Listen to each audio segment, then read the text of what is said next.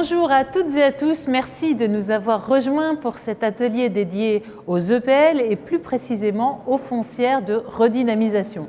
Nous verrons pourquoi, ensemble, la structuration de foncières peut être un outil efficace au service de la redynamisation des centres-villes et des centres-bourgs. Avec nos invités, je vous propose de mettre le cap aujourd'hui dans le département de la Nièvre, dans le sud-ouest de la région Bourgogne-Franche-Comté. Nous nous pencherons plus précisément sur la création d'une foncière de redynamisation, projet filial de la SEM Nièvre Aménagement. Une foncière dont la création a été initiée, nous le verrons, pour répondre à un projet de redynamisation du centre-ville de Nevers. Une foncière dont le spectre d'action s'étendra bientôt au projet de revitalisation du centre-ville de Cosne-sur-Loire, une autre ville du programme Action Cœur de Ville. Mais nous verrons que plus largement, cette revitalisation, cette foncière de revitalisation s'appliquera à la revitalisation des centres-villes et des centres-bourgs des petites villes du département, petites villes qui seront au cœur du programme à venir Petites Villes de demain. Alors, en quoi l'outil permet-il d'offrir les promesses adaptées pour la conduite de ces projets? Comment structurer un outil comme celui-ci? Qui en sont les partenaires? Demain, quels sont les projets que porteront ces foncières de redynamisation? Voici quelques-unes des questions que je vous propose de partager avec nos invités. Alors, j'ai le plaisir de recevoir à mes côtés Isabelle Bonaujoin. Bonjour madame, soyez la bienvenue. Bonjour Elsa, bonjour à toutes et à tous. Alors, vous êtes responsable du pôle entreprise publique locale à la Banque des Territoires. Tout à fait. Nous accueillons également sur le plateau Cédric Duhem. Bonjour, bienvenue à vous. Bonjour.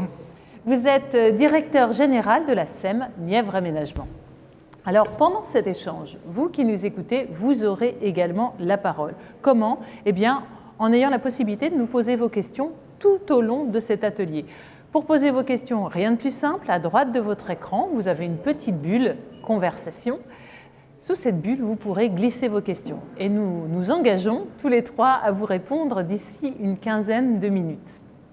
Enfin, sur le plateau avec nous également, nous avons la chance d'avoir Frédéric de Bailleul. Il est illustrateur graphique et il va croquer de sa main experte la quintessence de nos échanges, cristalliser en un seul et unique dessin le meilleur de ce que nous aurons partagé. Il nous fait un bonjour graphique. On le salue. On retrouvera le travail sur ce dessin en cours d'échange et puis surtout, nous verrons le dessin finalisé à la toute fin de cet atelier. Voilà pour cette introduction. Alors, pour mieux comprendre ce sujet, Cédric Duhem, je me tourne vers vous. La SEM Nièvre Aménagement opérait déjà depuis plusieurs années sur des missions classiques d'aménagement de zones économiques et d'habitat à l'échelle du département. Pourquoi créer une foncière? Quels sont les enjeux de cet outil? En fait, Nièvre Aménagement est confronté à un problème qui est le problème du territoire. La Nièvre est un département rural où il manque d'investisseurs privés. Et les investisseurs privés soit sont trop éloignés, soit sont simplement inexistants. Le but du jeu, en créant la foncière, c'est de pouvoir pallier à ce manque. C'est quelque chose qui nous a guidés depuis quelques années maintenant et qui s'est retrouvé renforcé par la problématique qui a été mise au jour avec les programmes Action Cœur de Ville et maintenant Petites Villes de demain, puisque ces deux programmes visent à notamment redynamiser les cœurs commerciaux des centres-villes et des centres-bourgs. Donc voilà, le but du jeu était de pouvoir répondre à l'absence du maillon intermédiaire de la chaîne entre celui qui est en capacité de réaliser les travaux et les exploitants qui existent sur le territoire, mais qui ne sont pas en capacité d'être propriétaires eux-mêmes. Alors, si on se met à l'échelle d'un commerce, très concrètement, ça veut dire qu'on peut avoir des commerçants, mais qui ne vont pas être propriétaires du fonds et qui ne vont pas avoir l'argent pour investir, et inversement, des propriétaires qui ne sont pas très enclins à investir non plus. Et on se retrouve, si j'ai tout compris, avec une offre qui n'est pas très adaptée, y compris pour les commerces et y compris pour les chalands qui ne trouvent pas leur compte. Est-ce que c'est bien ça? C'est exactement ça. On se retrouve souvent avec des investisseurs privés qui n'ont pas investi depuis des années et des années. Souvent, ils sont éloignés du marché neversois, le marché neversois qui est assez atone et dont les niveaux de loyer ne montent pas comparativement à d'autres territoires. Et donc, on se retrouve avec des cellules vides et des cellules inadaptées au canon du commerce local actuel. Donc il était nécessaire de pouvoir intervenir à la fois pour revitaliser ces cellules vides et puis pour pouvoir proposer des cellules qui soient plus conformes aux besoins commerciaux aujourd'hui. Quand on parle de cellules vides, on entend évidemment ces commerces en pied d'immeuble qui sont complètement abandonnés, c'est le cas, avec des centres-villes qui se meurent. Et c'est là tout l'objet de cette foncière, justement, de permettre de réinjecter des investissements privés pour repenser un projet et permettre de redynamiser les choses, de redynamiser les centres-villes et bientôt les centres-bourgs. Alors, une autre question pour vous, Cédric Duhem. Comment on structure une foncière de redynamisation comme ça? Quelle démarche vous avez initiée en premier lieu? Effectivement, une foncière, c'est un sujet qui est abstrait pour la population et même pour les élus. C'est là où une SEM, une société d'économie mixte, est en capacité d'apporter l'ingénierie nécessaire pour pouvoir relever ce défi et pouvoir apporter des outils nouveaux. Ceci dit, la SEM, à elle seule, n'aurait pas pu y arriver. Et c'est là où notre partenariat avec la Banque des Territoires a été décisif. D'une part, dans un premier temps, pour monter le projet d'un point de vue opérationnel, trouver le bon outil. Donc là, on est parti sur un format SAS, qui n'est pas le seul outil qui peut fonctionner, mais qui est l'outil qu'on a mis en place dans le département. Et puis, dans un second temps, une fois qu'on a posé les bases de ce que pourrait être une société qui fonctionne, pouvoir faire un travail de conviction, notamment auprès des élus d'abord du conseil d'administration de la SEM, mais aussi des élus locaux, puisqu'on l'a dit, on intervient également sur les petites villes de demain. Donc on a aujourd'hui une vingtaine de collectivités qui sont concernées. Alors si on résume un petit peu le projet, on est sur la création d'une SAS, qui est la structure juridique qui porte la foncière de redynamisation, et ce dans le but d'agir en investissement, en redynamisation, à l'échelle du département. Et nous le verrons, c'est une des particularités. Or là, ça veut dire très concrètement pour les élus, faire entrer des investisseurs étrangers dans des collectivités qui n'ont pas forcément cette culture-là. Je parlerai de culture. Mais vous avez raison, et c'était un des enjeux, c'était de pouvoir faire venir d'autres investisseurs sur le territoire, alors la Banque des Territoires en particulier dans un premier temps, mais aussi éventuellement d'autres investisseurs, et effectivement de pouvoir démultiplier les capacités d'intervention sur le territoire. Alors Isabelle Bonnejoin, comment la Banque des Territoires a accompagné justement ce projet de foncière de redynamisation? Quel a été votre rôle? Notre ambition, en tous les cas, c'est d'être un partenaire de bout en bout et donc dans un appui et un accompagnement global. D'abord dans cette phase d'ingénierie que Cédric vient d'évoquer, où on intervient avec notre propre expertise pour accompagner la réflexion de la SEM et des collectivités dans ce travail de confiance qui était évoqué, mais aussi en pouvant cofinancer les études de faisabilité ou quand c'est des outils qui existent, des plans à moyen terme. Et je vous invite à découvrir sur la plateforme de la Banque des Territoires un guide qu'on a fait à destination des collectivités locales et des EPL sur comment structurer ces foncières de redynamisation. Donc cette première partie en amont, pour bien structurer les projets, se poser les bonnes questions et apporter les réponses les plus adéquates au cas par cas. Après, on intervient bien évidemment en financement de fonds propres, de quasi-fonds propres, mais aussi de prêts courts, moyens, longs et très long terme selon les territoires. Et après, on intervient dans la gouvernance, quand on est au capital de ces sociétés, une gouvernance qui s'inscrit dans la durée aux côtés des collectivités locales et des EPL. C'est pour nous un marqueur aussi de notre partenariat avec les sociétés d'économie mixte. Très clair. Donc on voit bien que vous êtes là de tout le début, de la toute genèse du projet, jusqu'à la gestion après, aux côtés, donc parfois en actionnaire, comme là ça peut être le cas, en investissement ou simplement en prêteur, mais vous restez en conseil. Alors j'aimerais maintenant avec vous, Cédric Duhem, qu'on regarde plus précisément quels sont les projets que peuvent financer ces foncières de redynamisation. J'aimerais que vous nous expliquiez un petit peu comment les choses évoluent, notamment peut-être on commence par Nevers. Oui, effectivement. Alors la question, c'est de définir les cibles sur lesquelles on intervient. C'est avant tout des cellules qui permettent de redynamiser les centres-villes et les centres-bourgs. Les cellules peuvent être à destination de commerce, mais plus largement à destination de bureaux ou à destination d'activités qui apportent de la dynamisation au centre-ville et au centre-bourg. Là, dans l'exemple qui s'affiche, C'est une petite commune, c'est sur Saint-Sauge. On a un cas assez typique d'une collectivité qui a vu sa rue commerçante se dépeupler en termes de commerce et d'activité.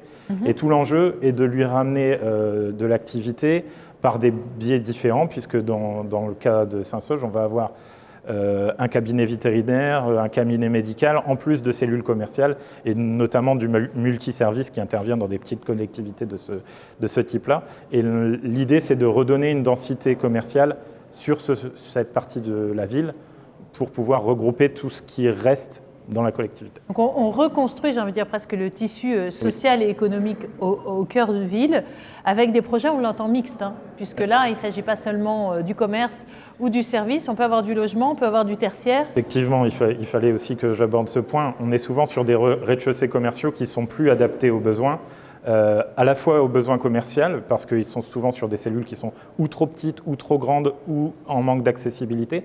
Et puis on a un problème qui est quasiment récurrent, c'est l'accès au logement depuis le commerce, ce qui est totalement obsolète aujourd'hui puisque les commerçants n'utilisent pas les logements qui sont ce sont effectivement les commerçants qui vivent au-dessus de leur commerce. Voilà. Ce temps est révolu, je crois. Exactement, et le but du jeu, c'est de pouvoir aussi intervenir sur les logements qui sont au-dessus pour redynamiser aussi par le logement en centre-bourg. Alors, on l'a entendu, on l'a dit à plusieurs reprises, on est sur un projet à dimension départementale. La question, c'est en quoi la SEM est-elle mieux à même de répondre aux objectifs des collectivités que les collectivités eux-mêmes? En quoi vous avez une meilleure connaissance à l'échelle du territoire? Alors, il y a une question de connaissance, effectivement, puisque Nièvre Aménagement intervient dans le département depuis les années 70 sur l'intégralité du département. Mais au-delà de ça, il y a aussi une capacité de démultiplier les capacités d'intervention. Quand Nièvre Aménagement met 1 euro, grosso modo, le territoire bénéficie de 10 euros d'investissement par la capacité d'attirer d'autres actionnaires, notamment la Banque des Territoires évidemment, et puis la capacité d'emprunter. Donc voilà, ça c'est le premier point. Après, sur l'intervention au niveau départemental, on est sur une SEM qui est départementale avec son actionnaire majoritaire qui est le département. Donc le département a souhaité que le projet n'en reste pas au périmètre Action Cœur de Ville, mais soit aussi élargi aux petites villes de demain, au moment où le programme Petites Villes de demain s'est élargi. Donc ce qu'on entend clairement, c'est qu'il y a une sorte d'effet levier avec la SEM sur les projets qui permettent d'irradier du coup l'ensemble des centres-villes et des centres-bourgs, et c'est ce qui était intéressant dans ce projet. Alors Isabelle Benochon, j'aimerais qu'on reprécise justement à qui sont destinés ou dans quels cas sont les plus adaptés pour ces foncières de redynamisation. Est-ce que ce sont uniquement des opérations d'action cœur de ville, voire petite ville de demain ou... Non. Ce qui est vraiment important, et c'est la force aussi de ces foncières de redynamisation, c'est qu'elles s'adressent à tout type de territoire. C'est-à-dire qu'effectivement, on va retrouver des villes moyennes, comme certaines villes dans le cadre du programme Action Cœur de Ville, des plus petites villes comme celles qui sont dans le programme Petites Villes de demain, mais ça s'adresse aussi aux métropoles, ça s'adresse aussi aux quartiers prioritaires de la ville.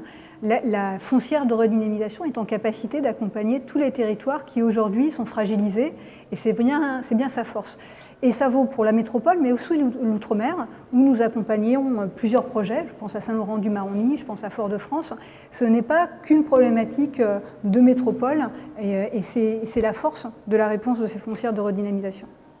Merci pour ces précisions. Alors, en quoi cette filiale renforcera la capacité de l'action de la SEM? C'est une question que j'avais envie de vous poser. On y a déjà un petit peu répondu. On peut peut-être redonner les grandes clés? Oui, la grande clé, c'est effectivement celle que je précisais, c'est on démultiplie par 10 les capacités d'investissement sur le territoire. C'est surtout ça qu'il faut retenir, hein. C'est la force de frappe. C'est d'ailleurs ce qui a convaincu les membres de mon conseil d'administration quand le sujet a été présenté. On peut l'entendre, c'est un argument de poids. À propos du calendrier des projets, où en est-on? Donc effectivement, on a un comité de suivi au niveau de la SEM qui a validé le projet, et maintenant on est dans une dernière phase de création des statuts, de vérification du business plan, avec une création qui aura lieu dans les 3 mois. Voilà. Très bien. Alors Isabelle Benochon, le cas de la foncière départementale de la Nièvre, est-ce qu'on peut penser que c'est un modèle réplicable, ou là c'est parce qu'il y a une forme d'alignement des planètes à l'échelle de ce département-là? Non, c'est bien la force ce modèle de foncière de redynamisation qui va s'appuyer sur l'économie mixte. Et par nature, l'économie mixte, on l'a évoqué tout à l'heure, elle se retrouve sur tous les territoires. Et pourquoi l'économie mixte est une solution pertinente et réplicable? Elle connaît bien son territoire, ça a été évoqué, connaissance des territoires, mais aussi des acteurs sur les territoires, qui intervient avec au cœur des missions d'intérêt général, donc qui peut se substituer, notamment quand il y a un déficit de partenaires privés, avec une action de long terme. C'est extrêmement important, on n'est pas dans l'opportunité, on s'inscrit dans la durée pour transformer en profondeur les territoires. Et le tout en étant une société commerciale, ce sont des SA, les SEM et leurs filiales, et donc qui ont comme objectif la meilleure efficacité économique dans leur propre modèle, mais aussi dans un modèle vertueux qui profite au territoire, comme ça a été dit, sur ce rapport d'un indice sur la manière dont on construit. En tous les cas, nous, à la Banque des Territoires, on a la conviction que les EPL vont jouer un rôle majeur dans la relance. Comme à chaque fois qu'il a fallu se mobiliser par temps de crise, l'économie mixte a été une réponse et nous souhaitons l'accompagner au mieux, ce qui nous a amené ces derniers mois à faire évoluer notre offre, une offre qui a été enrichie, complétée avec des briques innovantes, avec de nouvelles composantes pour justement être plus à même d'accompagner les collectivités locales et les SEM, globalement l'ensemble des EPL, pour être acteurs de la relance sur les territoires. Merci Isabelle Bonaujoin. En conclusion, Cédric Duhem, avant de passer la parole via les questions à notre audience, est-ce que vous avez un message à partager sur votre expérience de la foncière de redynamisation, peut-être à destination d'autres collectivités qui nous regardent maintenant? Ce qu'on peut se dire, c'est que c'est un atout qui se met en place sur notre territoire et qui est, à mon sens, duplicable. C'est un atout qui permet d'avoir une capacité d'intervention et de ne plus être dans le fatalisme sur le déclin des centres-villes, notamment commerciaux. On inverse la vapeur, on Exactement. agit et demain on redynamise la vie qui revient dans les centres-villes et les centres-bourgs. Merci beaucoup, merci à tous les deux pour ces témoignages. Je vous propose maintenant de prendre des questions de nos auditeurs. C'est la parole est à vous.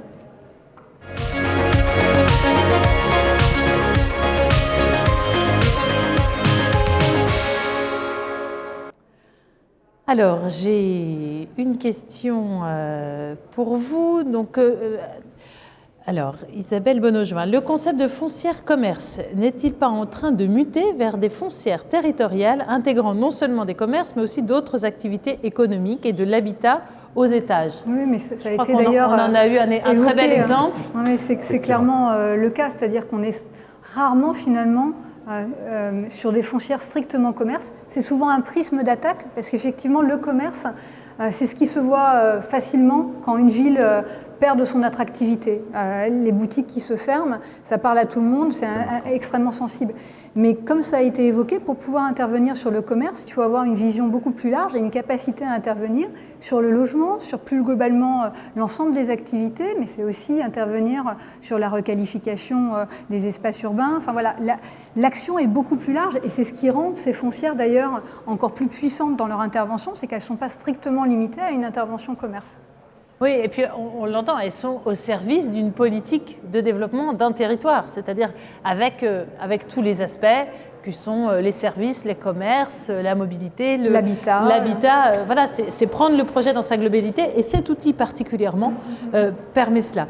Alors j'ai une question à votre attention à tous les deux. Non, monsieur, cette question vous est destinée précisément, Cédric Duhem. Avec la crise que traversent de nombreux commerces de services restauration, comment allez-vous choisir les projets? C'est vrai qu'on peut se poser la question. Effectivement, quand on crée une foncière, on a des motivations pour choisir tel ou tel projet. Le premier point, c'est d'intervenir sur des sites numéro 1 d'un point de vue commercial, quand on est sur du commerce en particulier. On a une demande aussi qui est très forte en termes de sobriété énergétique. Donc, quand on est en capacité de la mettre en place, c'est un critère non négligeable. Et puis, on doit répondre à une logique qui reste une logique de marché. C'est-à-dire qu'on doit pouvoir se mettre au niveau du marché et qu'avec les travaux qu'on réalise, on arrive à avoir une activité qui est rentable c'est-à-dire on ne cherche pas à faire une rentabilité à tout prix, ce n'est pas le but du jeu, mais il faut que le niveau de loyer permette de tenir l'investissement initial. On n'est pas dans de la subvention, on est vraiment dans une logique de créer une économie saine, pérenne, qui en fait, on remet à niveau les cellules commerciales en particulier, et on investit là où un investisseur privé n'intervient pas. Et par notre intervention, on remet sur le marché des cellules qui devraient pouvoir fonctionner et qui ne fonctionnent pas par manque d'investissement privé, tout simplement. Et ça permet aussi, si je peux me permettre de rebondir, de choisir aussi les exploitants. C'est-à-dire qu'il y a un vrai sujet en termes d'attractivité pour une ville, de ne pas avoir que...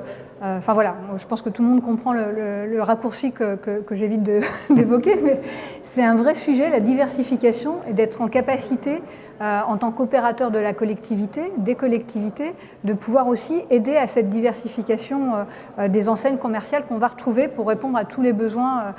Et peut-être privilégier le local, je suppose, aussi. Oui, souvent privilégier le local.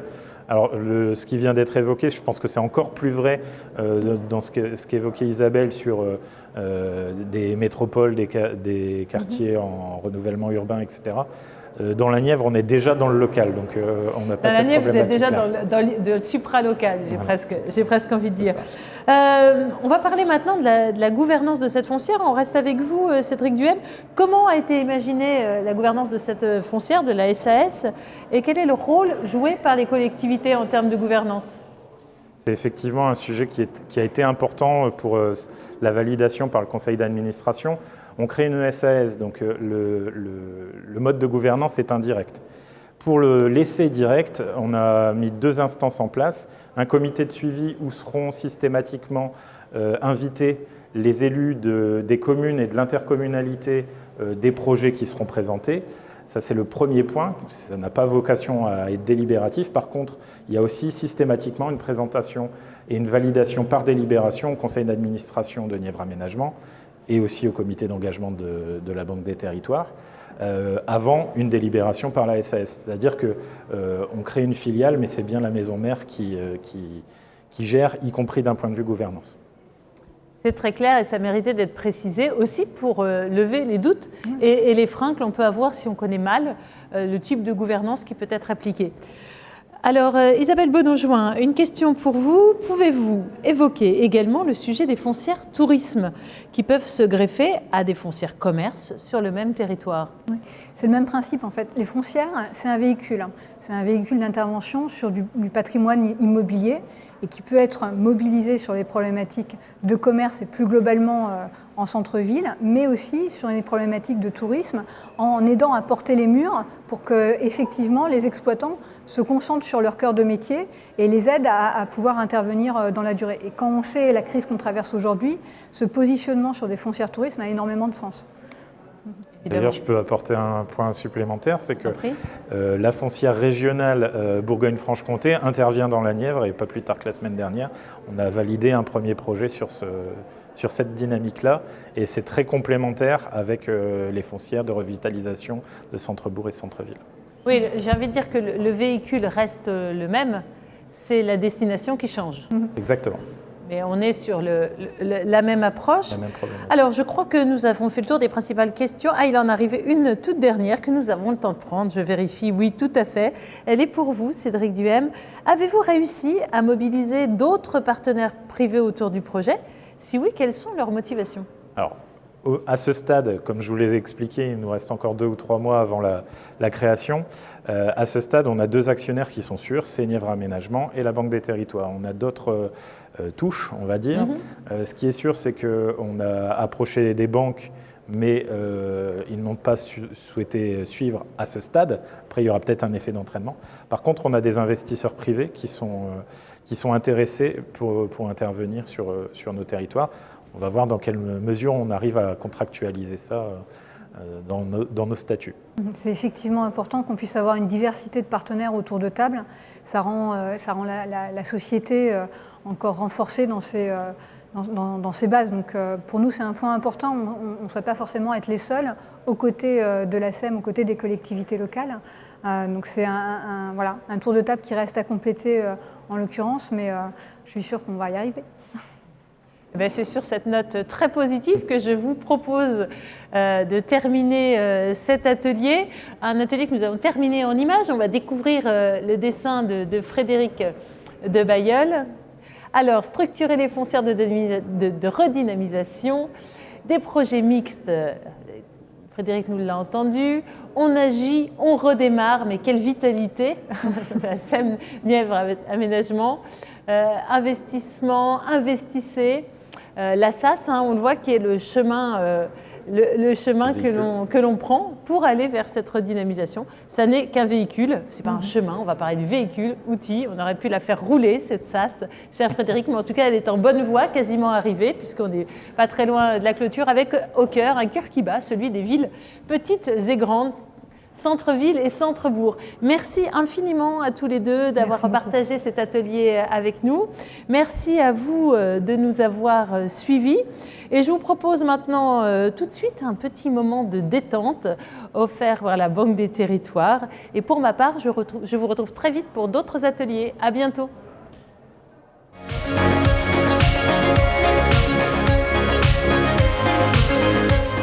Bonjour, 2 minutes et demie d'automassage, allons-y. Donc on se frotte les mains vigoureusement, c'est pour l'énergie, pour avoir des mains toniques. L'autre côté, voilà, ça fait vraiment... N'hésitez pas, vous ne faites jamais mal, ne vous inquiétez pas. Maintenant on va se frotter les mains pour la chaleur, pour qu'il y ait plus de sang. Encore une fois, pour avoir des mains efficaces. On va partir sur les trapèzes, la main posée, et là on attrape les muscles profondément et on tire vers l'avant. Profondément, on tire vers l'avant. C'est la pression contre les tensions. Les côtés, ça fait du bien là. Vraiment là, c'est là qu'on a mal en fait. Je vais me tourner pour vous montrer les points qui sont les plus relaxants. Donc le trou occipital et toute la crête, mais surtout le trou là. Voilà. Parfait. Continuez, n'ayez pas peur de faire de la pression, et maintenant tout le crâne. Tout le crâne, c'est facile, ça se voit. Ça fait du bien, ça détend vraiment, surtout après une journée au travail. Maintenant, c'est au-dessus des oreilles. Au-dessus des oreilles, je vous montre un peu mieux. Voilà, vous effectuez un ovale. Il y a beaucoup de points d'acupuncture dans cette zone. Idem, la pression, continuez à appuyer fortement, sans vous faire mal, bien sûr. On y va. Maintenant, je vais encore chauffer les mains pour poser mes yeux fermés sur celle-ci. Ça permet de les détendre. Excellent. Après une journée de travail devant l'ordinateur, on peut continuer l'opération plusieurs fois. Allons-y. Et voilà, le sur. Les sinus, on les prend et on met sur les tempes. Sinus un peu plus haut, hop, sur les tempes. Ça, c'est contre les maux de tête. J'espère que cela vous a fait du bien. Merci.